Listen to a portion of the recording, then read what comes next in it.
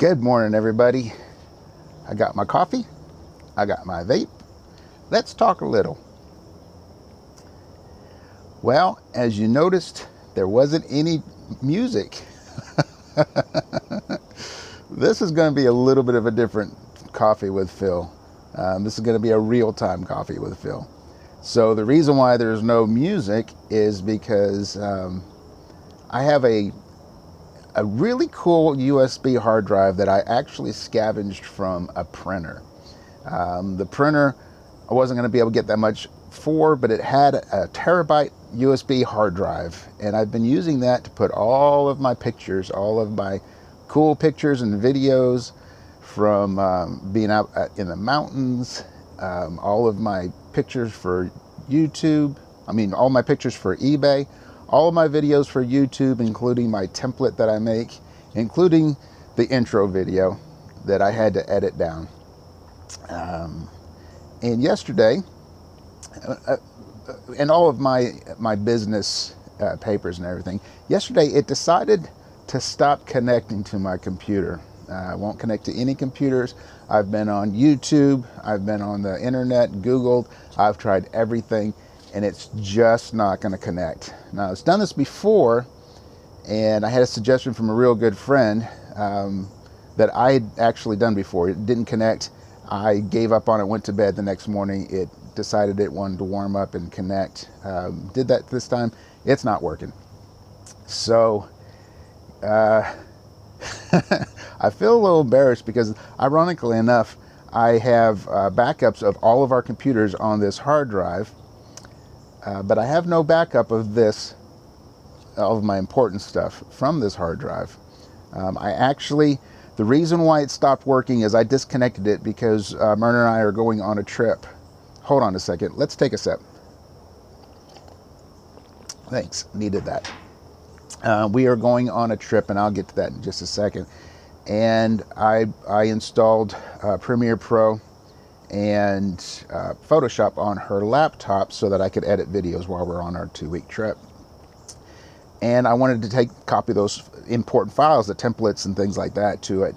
So I unplugged it from my main computer, plugged it into her laptop, and it just didn't work. And I had this thought before I did that. It's like, Phil, why don't you just take this hard drive with you? And then my parent voice told me, no, you don't want to do that, because if you lose this, you lose everything. Of course, the next shoe didn't drop. That if it's that important, if something happens to it, that I'm going to lose everything. I should probably at least copy some important stuff to my Dropbox, my Google Drive, any one of my other computers, even a thumb drive.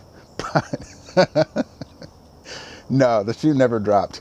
So anyway, that falls under one of those, that's effed up.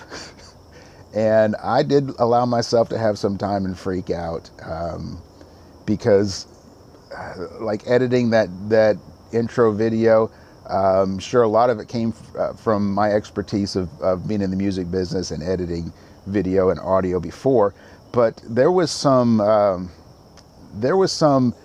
that just happened to work perfect, that kind of thing. So of course I had the freak out, like, well, I've lost it. What's the point of doing YouTube anymore? I'm not going to be able to do any videos. I've got an interview with John the Cincinnati Picker. That's actually going to be, you're going to see this Wednesday morning. This is Tuesday. You're going to see this Wednesday morning.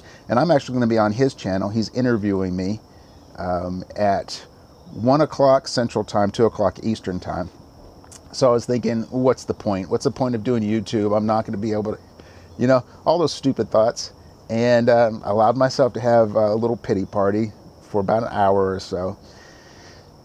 And then that's effed up, and I'm moving on. I'm going to figure it out. I just got on YouTube a suggestion from that same good friend that I can take that drive apart, remove the software things that are accessing has the problem, access the hard drive just directly with the SATA connection, and I actually have the item that I need, the tool that I need to connect it to the computer. I bought many years ago, used once, and I've and the hard drive that I was using it for was corrupt, and it just didn't work. I came across that the other day, and I was thinking, why do I still have this? Thank you, Father, that I didn't throw it away.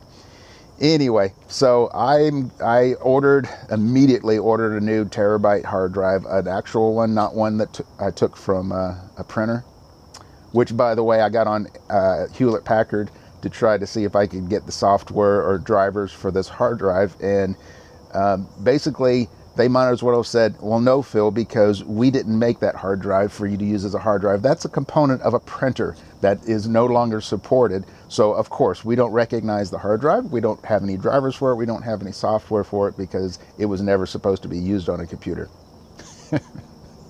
So, anyway, I'll figure it out. And you know what? Worst comes to worst. What has been made can always be remade. And I have found once you stop kicking your heels and going, oh my gosh, all this work is lost. How am I ever going to get it back? You know, when you start doing it again, you remember the steps, and a lot of times you actually you bypass all the screw ups that led in those steps, and it's actually easier, and the product actually turns out better. So, you know what?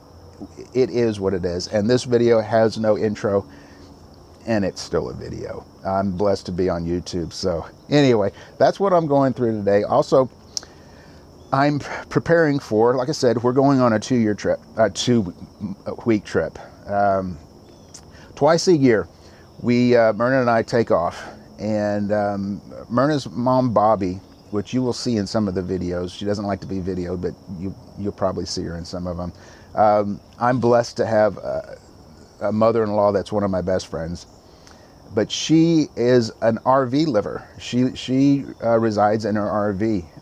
A number of years back, she sold her house and just decided that she wanted to have the freedom of traveling around. So she winters here in Nashville.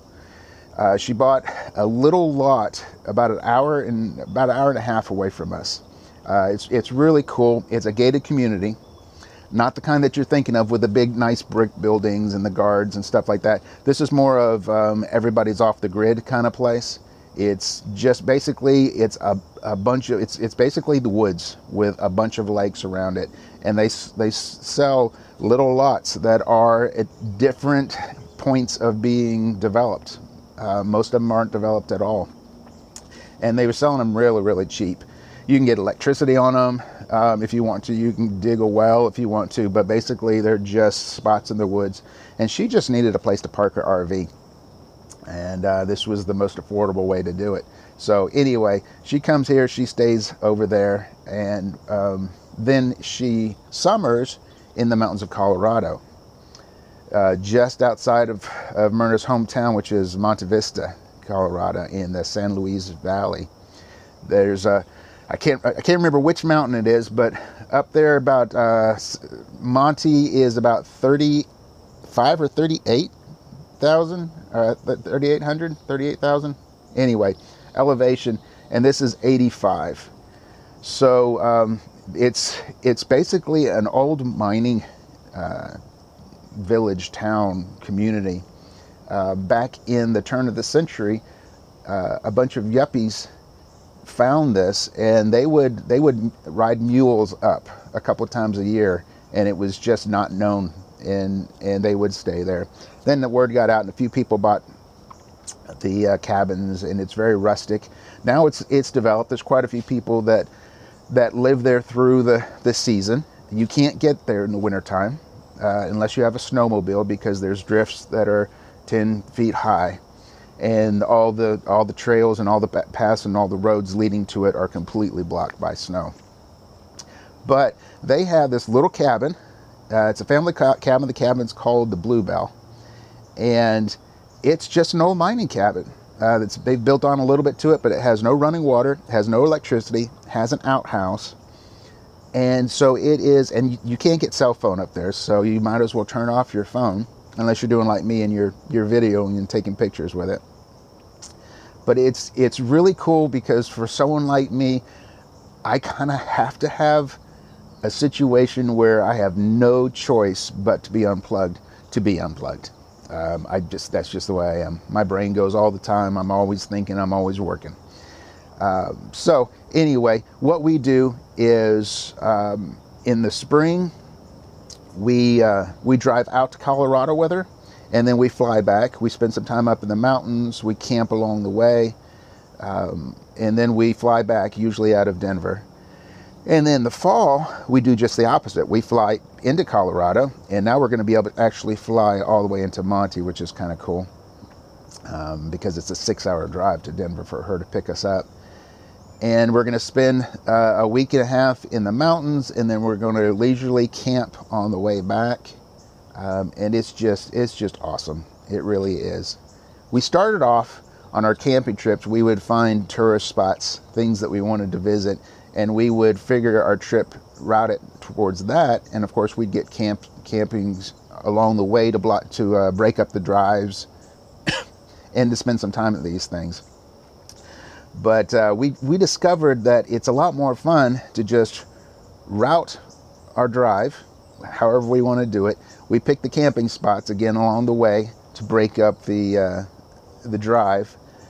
But for the most part, we just go, and we stop by places. Like one time we stopped by this really cool medical hospital museum. It was really kind of eerie, but it was pretty neat. And, you know, ghost towns, yard sales, you know, estate sales, thrift shops, whatever. We'll decide, hey, this place is close to where we're at. Let's go an hour out of our way. You know, we take the back roads. We don't take the interstates if we can help it. And we just enjoy the drive. It is so much more fun than pushing to go to some place and then fighting with all the tourists and going to those places. You know, I grew up in a tourist town in Fort Walton Beach, Florida. And so it's kind of weird. I grew up with a stigma against wanting to be a tourist. There's nothing against tourists. That's just one of my weird things, and my friends' weird things, is we just didn't want to be tourists. So when I go places, even if it is tourism, you know, Myrna and I were blessed, and we got to go to Italy. We spent our first Christmas Eve in Venice. And things like that. But rather than do the touristy things, I like to get to know the locals, and I like to find out what they do for fun and do that kind of stuff. So anyway, all that to be said, we're going out of town on Tuesday. And so I've got to get things prepared for that. I've got a GoPro now. And so I'll be doing a lot of videoing up there. The aspen should be nice and golden and red and orange and pretty and just amazing. So I should have some of that video. I am going to record at least one extra Coffee with Phil and schedule that to be posted. But for the most part, I should still be able to do some videos. They're probably, you know, if we do yard sales and stuff like that, I will be stopping, and I will be videoing. But for the most part, a lot of it's probably going to be the nature stuff and our travels and just a day in the life. So anyway, let's take another sip. So anyway, that's pretty much it for this rant. If you like the video, please hit the like button, subscribe, share, comment, hit the ringy-dingy thing so you're notified every time I make a video. And as always, no matter what tune life plays you, always find your groove. Thanks for hanging out with me. Y'all come back.